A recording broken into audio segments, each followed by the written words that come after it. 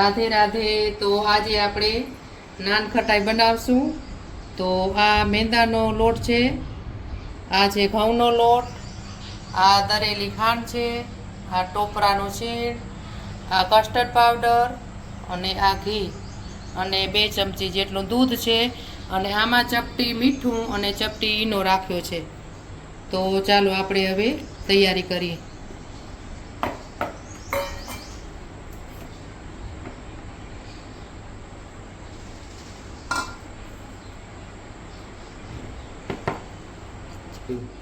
હાલો, તો પહેલાં આપણે આમાં ઘી રાખી દઈશું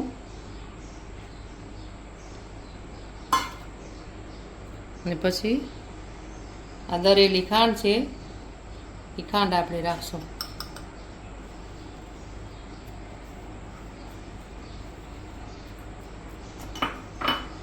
એને સારી રીતે મિક્સ કરી લેવાનું।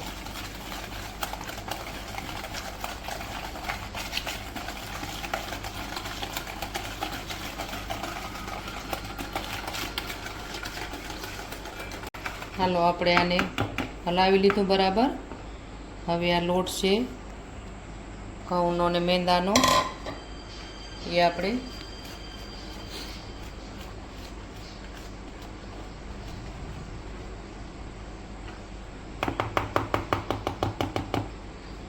આને હળવા હાથેથી હલાવવાનું।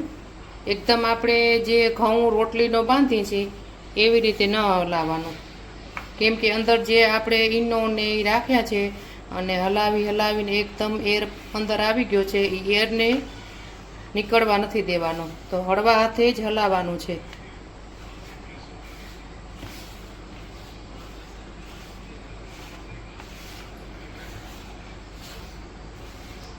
હવે એમાં આપણે ટોપરાનું છીણ રાખી દઈશું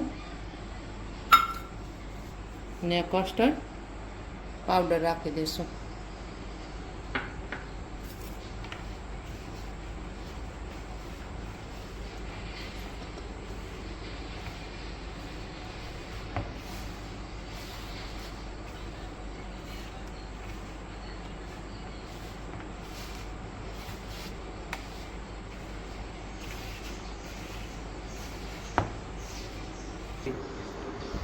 હાલો, તો આપણે આવી રીતે શેપ દઈ અને અંદર ઓવનની ટ્રે છે એ ટ્રેમાં મૂકતું જવાનું।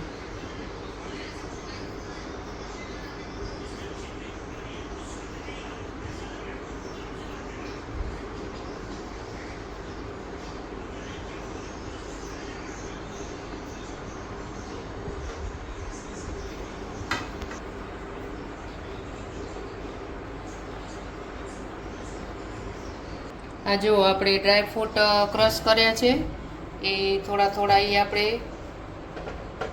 મૂકી દઈશું ઉપર અને ટ્રેમાં ઘી લગાવવાનું થોડુંક।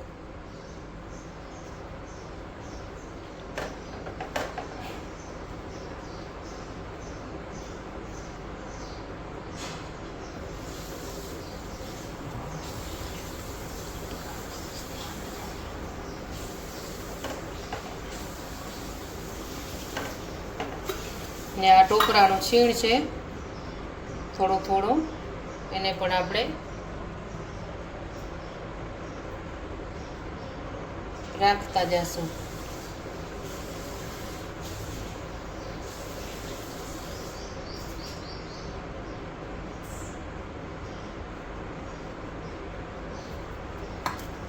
અને હવે આ ટ્રેને આપણે ઓવનમાં ટ્રેને મૂકી દઈશું। હાલો, આપણે હવે ઓવન ચાલુ કરશું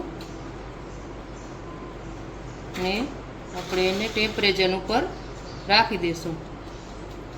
હવે ઓવન ચાલુ થઈ ગયું છે, તૈયાર થશે એટલે પોતે ઓટોમેટિક બંધ થઈ જશે।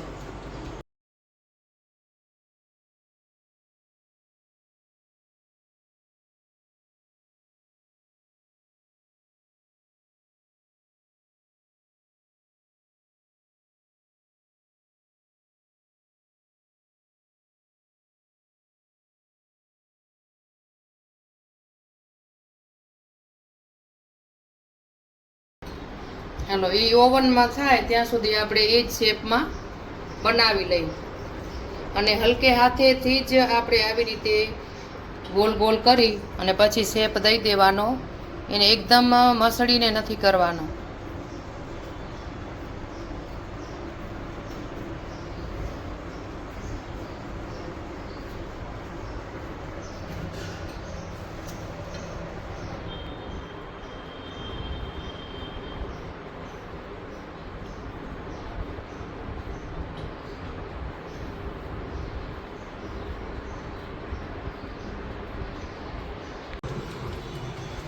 હાલો તો હવે આપણે આમાં એકદમ મસ્ત થઈ ગઈ છે ને ચાપ બંધ કરી રાખશું. એ ખોલીને જોઈ લઈ.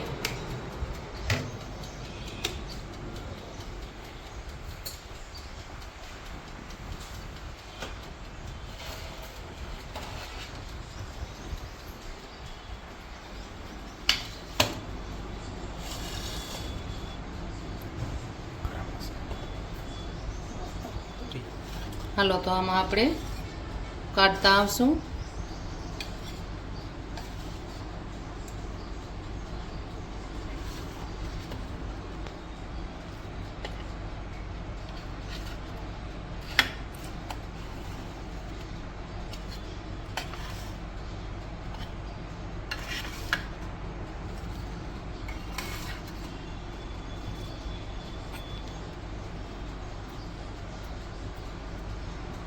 આ જો બની ગઈ છે, આપણે તૈયાર થઈ ગઈ છે અને હવે આ આપણે બીજી વારની રાખવાની છે તો આમાં મૂકી દેશું.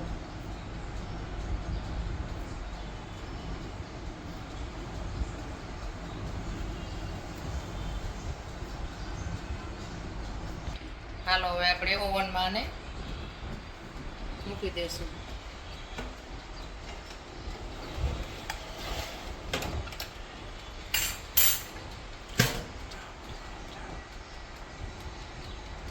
ચાલુ કરી એને ટેમ્પરેચર ઉપર મૂકી દેશું. હાલો તો આ પણ આપણે તૈયાર થઈ ગઈ છે. એને આપણે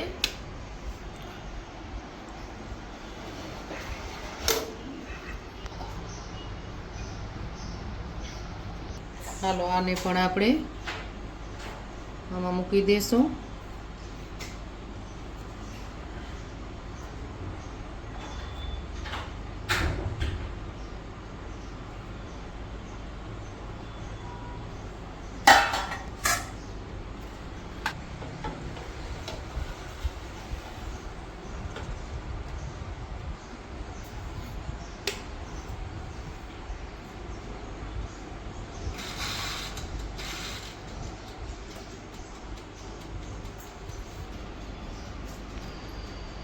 હાલો તો આપણે આ નાન ખટાઈ બની ગઈ છે. એકદમ મસ્ત બેકરી જેવી જ બની છે. એના પણ કરતાં સારી બને ઘરે બનાવીએ તો. અને ઓવન ન હોય તો તમે આપણે ગેસ ઉપર કડાઈ ઉપર રાખીને પણ બનાવી શકો છો. જો કેટલી સરસ બની છે. એકદમ સોફ્ટ ને મસ્ત, ખાવાની પણ મજા આવે.